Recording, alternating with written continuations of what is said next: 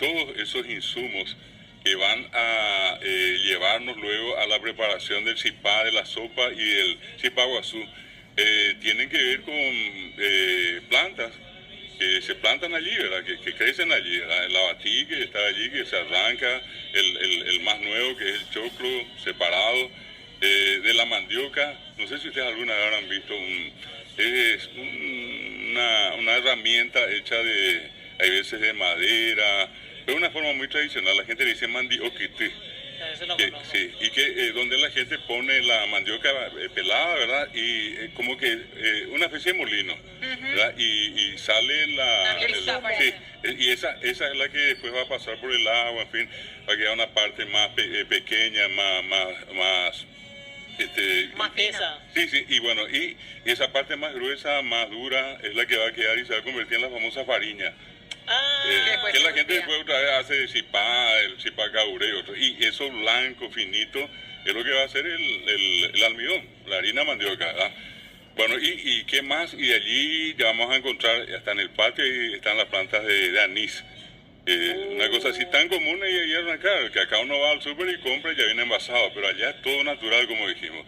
La gallina que pone los huevos, la vaca que da la leche misma y el queso. Y está la quesera, que la gente hace queso. ¿Verdad? Y a eso le sumaríamos, así como ocurre en Navidad, en Año Nuevo, pero sobre todo en Semana Santa, ese chanchito que está siendo criado, engordado para esa fecha y va a tener que dar... Ya le pusiste Sí. nombre y eso es un chancho. ¿qué querés?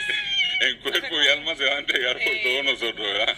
Bueno, y allí va a salir la grasa, porque todo se hace con el Natural. curé de ñandé, Sí, ¿verdad? el cureñande. Y esa misma carne, una pata, ¿verdad? O la costilla, se va a preparar. Bueno, lo que Hasta sigue Tacuaya. en esa tarea se prepara con todo eso que dijimos, está la harina de maíz, el almidón, huevo, leche, queso, el anís, la grasa para la masa y se prepara y luego ya cada uno le va dando la forma, porque tiene pues distintas formas de cipá. Está el languá. El languá normalmente, por ejemplo, el choclo que casi queda hecho líquido, ¿verdad? Y en el molino, que es algo que uno mira en un primer momento, se le antoja a uno, pero cuando uno da 4 o 5 vueltas ya se pone pesado. Por allí le toca hacer, qué sé yo, media hora de eso. Después le dan, yo quiero hacer y después... Después ya nadie. Pesadísimo. Bueno, sí, y bueno, y después lo otro, comúnmente la gente hasta ahora le dice yepe abá, que es ir a buscar la leña. El yepe abá es ir a buscar la leña. Entonces, Ese es el YPA. YPA. Yo pensé que es YPA. O sí, YPA. no, yepe abá se le dice. Y en eso va la gente y trae leña, y ya los varones preferentes se encargan de preparar, limpiar el horno, preparar, meter la leña, prender fuego, estar atento allí. Cuando llega el momento, lo tradicional otra vez, por eso que eso es decir que es tan particular. No va el cipá, eso va en bandeja por supuesto, pero no va así nomás, sino que se trae la hoja de banano.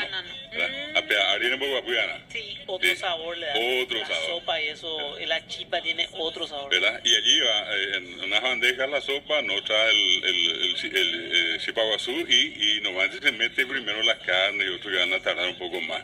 Y allí va normalmente la pata del cerdo, la gallina, ¿verdad? Y la gente le dice el iguazú cargado. Iguazú ese no es el iguazú ¿eh? No, ese es otro. El cargado es que se le carga por dentro, se le pone así como un Relleno. picado, sí, un relleno de carne, verduras, huevo otra vez. Y así va, un manjar, ¿verdad? Mientras eso ocurre, está la otra parte mágica de la historia, ¿verdad? Que cuando se mete eso tipo mediodía, un poco después, está ya la hierba, que no es la hierba de marca, ¿sí?